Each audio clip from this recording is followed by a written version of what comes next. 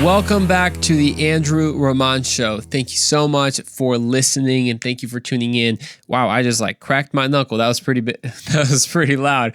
But hey, guys, welcome back to the show.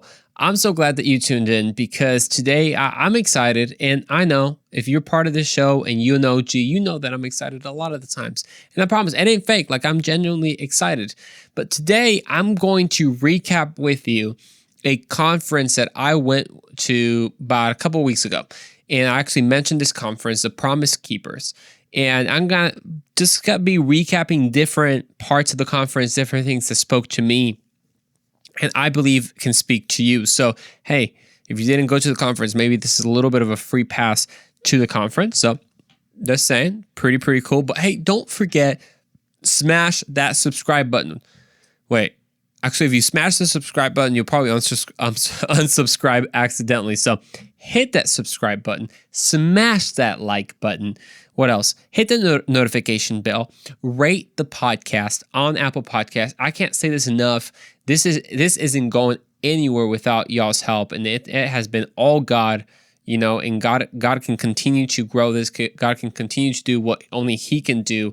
And He wants to invite you to be part of that as well. So invite a friend. We are on a journey. We're getting closer every week. We're getting closer to 200 subscribers on YouTube. And then make sure, if you haven't already, take a time to rate it on the Apple Podcast. Give it a 5-star rating and tell me why you love the podcast. And of course, you can always follow me on Instagram at The Andrew Roman Show. So The Andrew Roman Show. Well, like I said, I told you I went to the Promise Keeper Conference, and I wanted to share some highlights of the conference. I truly believe that there's going to be something here that will bless you. There's going to be something here that you can take and you can use for your own life. I mean, we heard from some top speakers like Robert Morris, like Nick Vujicic, like Sammy Rodriguez, like Tony Anderson, I believe that was his name, the son of, if you know the pastor, Tony Anderson. I mean, just phenomenal pastor. Look at his podcast or listen to his podcast. Really good. I mean, so we heard from some top players. We even heard from some retired Hall of Famers of the NFL, which was really cool. There were believers, and we talked. They kind of interviewed them. We even heard from a 3-star general, pretty insane in the Army. And I'll tell you, I'll have to tell you part of his story that he shared with us. But before going any further, part of our tradition, I think, as long as I'm out of mugs, is to show you some of my books that I'm currently reading or that I've read. So last time I think we talked about the life lessons or leadership lessons from Billy Graham.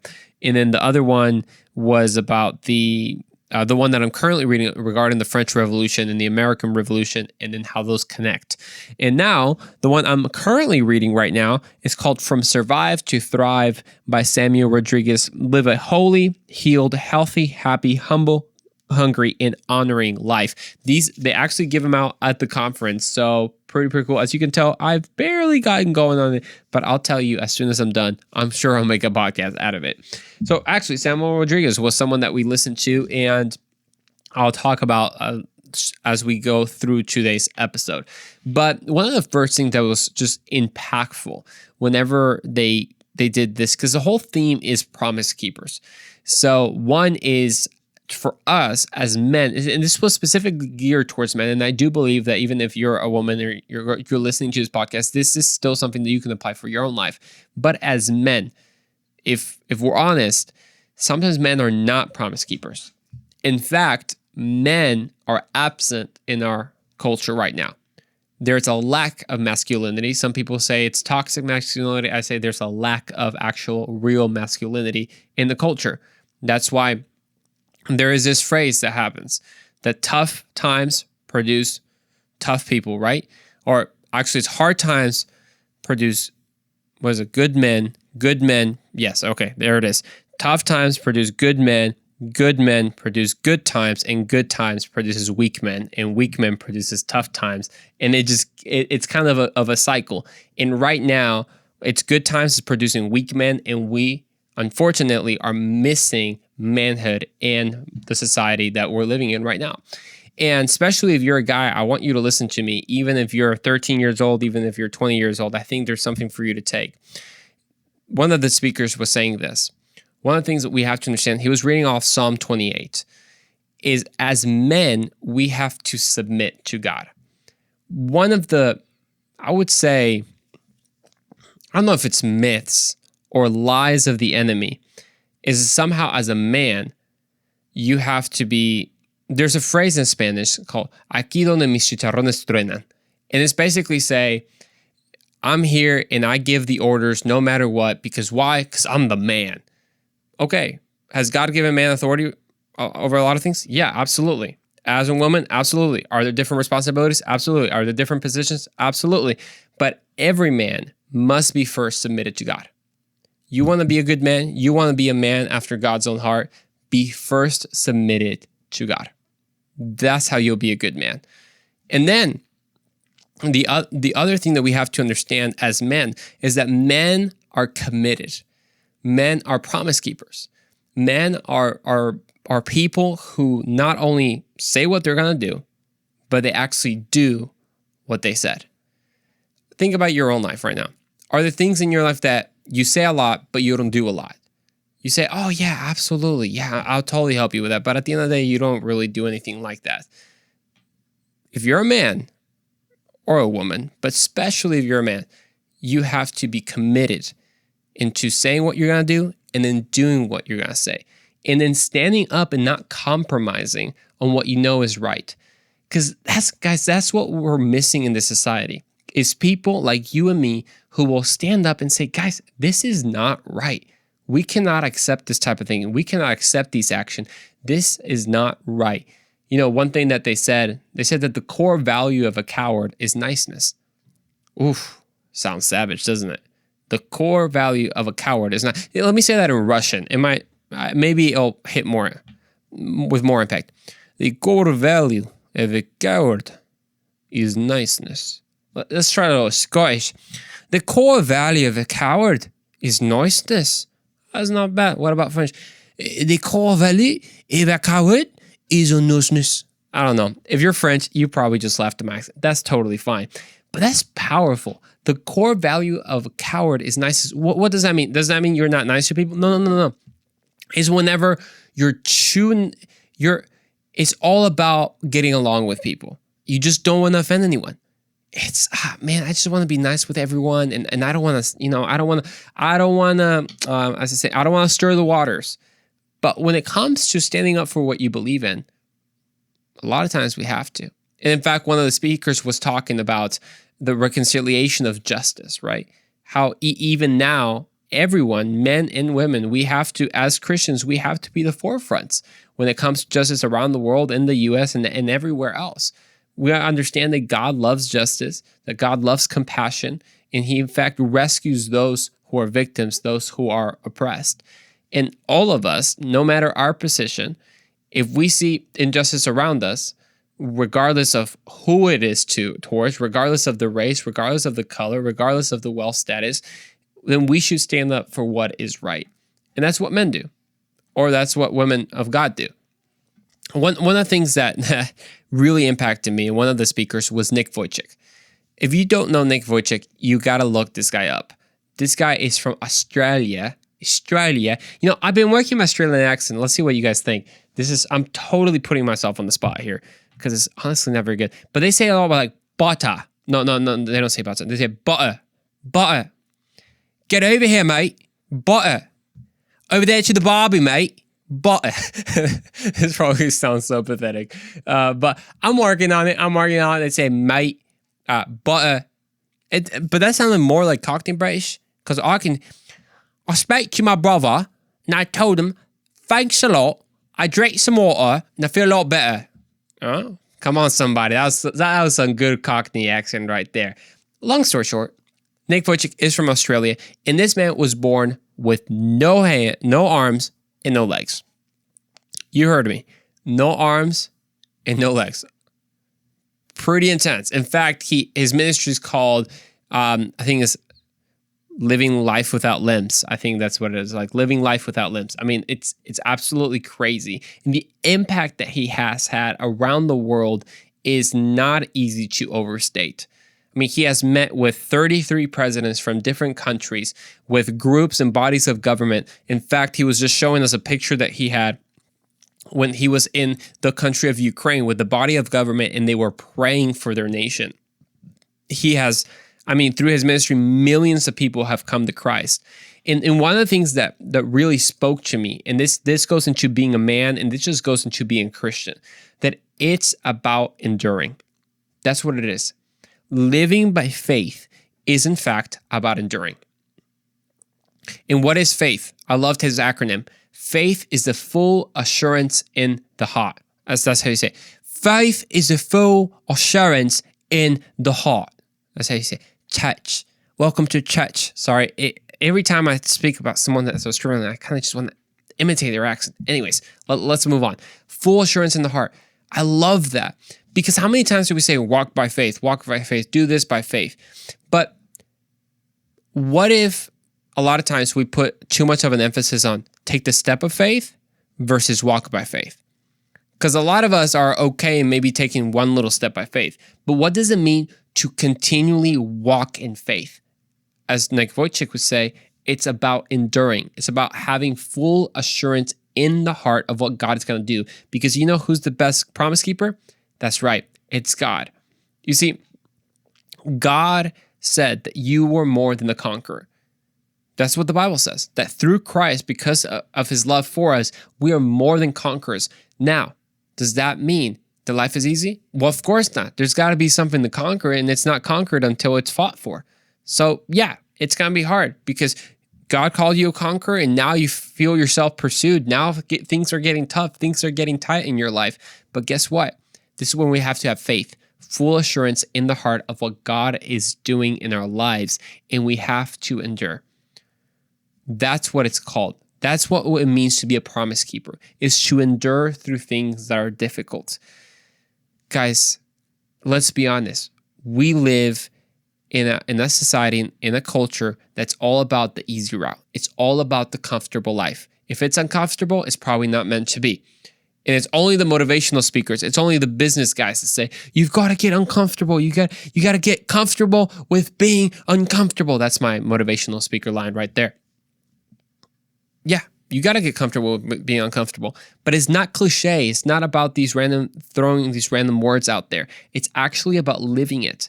It's about enduring. Because we're from a whole nother kingdom. When you believe in Jesus, you walk for a whole different thing, and you have a calling, and you have the riches to fulfill that calling. You know why? Because you're not doing it by your own strength. You're not doing it by your own authority. In fact, you have the King of Kings right behind you, and he stands above whatever your problem is. That's right. I don't know what your problem is today. Maybe things that our generation deals with a lot could be depression, could be anxiety, could be fear of people. It could be suicidal thoughts. Whatever it is, he stands above it.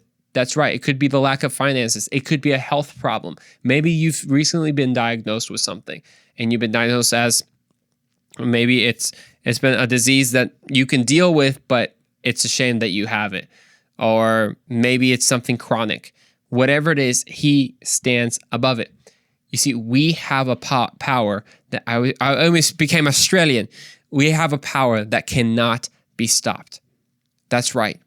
And when you and I live as promise keepers, when you and I live as people who say, even when it's tough, I'm going to keep my promises to God. Even when it's tough, I'm going to stay faithful. You know why? Because it's not about us. Because I love what Nick Vujicic, he said, I don't live by my promises that I can't keep. I live by his promises. You see, when you base it off your effort, and then you just base it off, God, I promise I'm going to be a good person. No. What about believing the promise of God that he is perfecting you? What about believing the promise of God that he is sanctifying you the more that you walk? That's right. That's what it's about. And to really understand this, and this is something that another speaker was talking about, is we have to understand that as believers, you and I, we have the victory. Can you say that with me? I have the victory. Now you're, the victory over what? We did a whole episode actually called You Have the Victory. What I think it was November 9th, 1968, maybe I think it was. Has to do with you. Check out that episode. But they gave this great illustration of the reason we have the victory. Because when a runner is running a race, when he's about to cross the finish line, he goes head first. Because when the head has won, the body has already won as well. And that's what we believe in Jesus. Jesus, the head of the body, has already won. You know what that means? We have won as well. So I don't know what your struggle is. I don't know what your battle is, but you are more than a conqueror. And I believe someone here needs to listen to this. You must endure. You must endure even when it gets tough.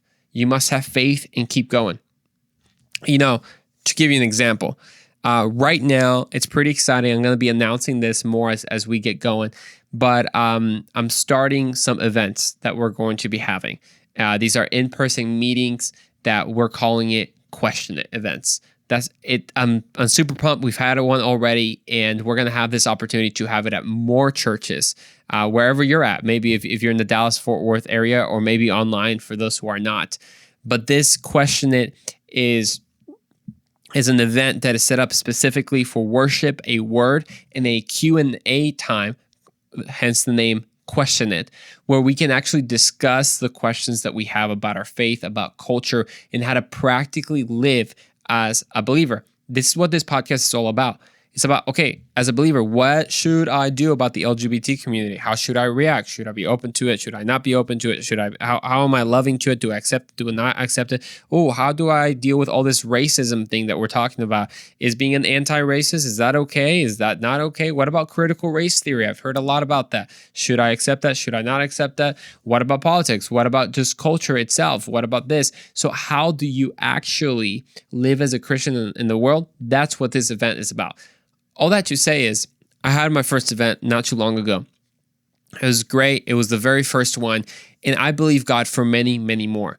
It's going to take faith, because God, a lot of times, as it's been said, he gives direction without details because he wants us to trust him.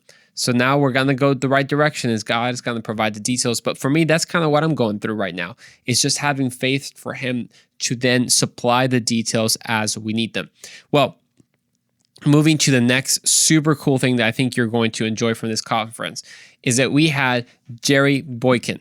Look up Jerry Boykin. I believe he's a 3-star retired general from the military. Jerry Boykin was one of the founders of Delta Force. If you don't know what Delta Force is, boy, you got to get your history up to date. You know the Navy SEALs, right? You don't know the Navy SEALs, bro?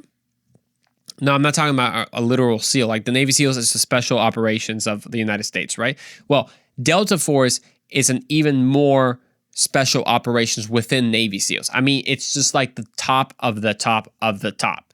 Like, in fact, Jerry Boykin received a letter to join and start up that Delta Force. He also commanded the Green Berets, I believe. That's how you say it. I'm sorry if I mispronounced it. And it was absolutely crazy to have him at the conference. And he said this, powerful. He said, right now where we are, we cannot sit on the sidelines. We are called to be warriors for God. Obviously, he was a literal warrior, so he understood it wasn't even an analogy for him. It was just like a literal definition, like I am a warrior, and God loves the warrior. He even told stories of how in 1980 or 1983 in Grenada, and how he was actually shot by a 50 caliber bullet while he was in a helicopter as they were going to land in a obviously super dangerous spot. He said they were currently flying over, and all of a sudden he saw these purple, what looked like fireworks, but it wasn't fireworks. It was the enemy shooting at them. And all of a sudden a 50 caliber round went through the bottom of the helicopter and shot him through his left arm all the way up to his shoulder. And when he got taken to the hospital, the doctor said, you know what? We're probably going to amputate your whole left arm. And he had what? Faith, full assurance in the heart. And he said, look, you're not going to do that. Check out plan B, because you're not going to take my arm off. And guess what? He had both of his arms at the conference. That's right. God completely healed him. It was absolutely crazy. If you're familiar with the movie Black Hawk Down, he was commanding that operation. That's right. It's a movie. He lived it. It's tragic that they lost 16 soldiers in about a day or two, and he was wounded himself. But out of all his experiences, what he could share is this. If God doesn't exist, there's no hope. And because there is hope right now, we cannot stand in the sidelines. We have to get up. We have to make a difference. So my question to you is, do you want to make a difference? Because God has promises for your life, and he's going to keep them. My question to you is, will you have faith and will you endure? See, that's the same thing that the Hall of Famers, the NFL Hall of Famers said. I mean, they were just talking about, obviously, their stories and who the best NFL, draft was, or who was their favorite quarterback and all that. But more than that, they gave those principles about enduring, about reading the word, about being intentional. And it's absolutely crazy. And we had even someone else, that actually the creator of eHarmony. If you've ever used eHarmony, you can thank this guy, or if you didn't like it, I guess you can't thank this guy. But he was just mentioning, even as men, 27% of men have 5 good friends. 27%. I think women were right around 47 or 50%. It was right around there. And he gave some great advice for relationships. And I hope that you're taking something, because I know this episode, we're touching on a lot of things. So I'm kind of just giving you an overview of what this conference was and the things that I took from it. He said this: if you try to build a relationship without first doing the hard work of getting yourself healthy, then you're going to try to complete yourself through every relationship. Here's an easier way to say it. Your relationships can only be as healthy as you are. That's right. Your relationships can only be as healthy as you are. So if you're not healthy, every relationship will revolve around you and trying to get yourself healthy. And of course, he talked about how to get healthy. He said, first, you got to understand your profound significance. You have to have unswerving authenticity. You have to have self-giving love to others. And it was amazing. He actually came out with this personality test called YADA for those who are not married. And it was a different word for those who are married. I guess it didn't apply to me, so I didn't pay attention to it. But if you're interested in kind of knowing your personality type, so you can kind of know how to invest more in your relationships and how you deal with relationships and everything, you got to check it out. Yada.com is what you can check out. So it's absolutely amazing, this conference, because it talked about almost everything. One, it was geared towards men, so it was about manhood. It's about your relationship. It was about prayer. But something I loved, and I want to leave with you, is some encouragement from Pastor Rodriguez and Pastor Robert Morris at the end of the conference. See, Pastor Rodriguez was saying this, basically the title of this book, Survive to Thrive. A lot of us have been in survival mode. We've been in our little shell, living our lives, our 9-to-5s, staying comfortable. Is it okay? Sure, it's okay. We're not meant to do that, though. We're not meant to just survive. We're meant to thrive. Because you, sir, and you, ma'am, you're built different. You're built by God. See, that's the one thing that sets us apart from the devil. The devil's the same. He's always a liar. If he moves his lips, he's lying. But you're different. Because God has created you with such a purpose and such a plan that if you get to know God more, he will actually take you towards your purpose.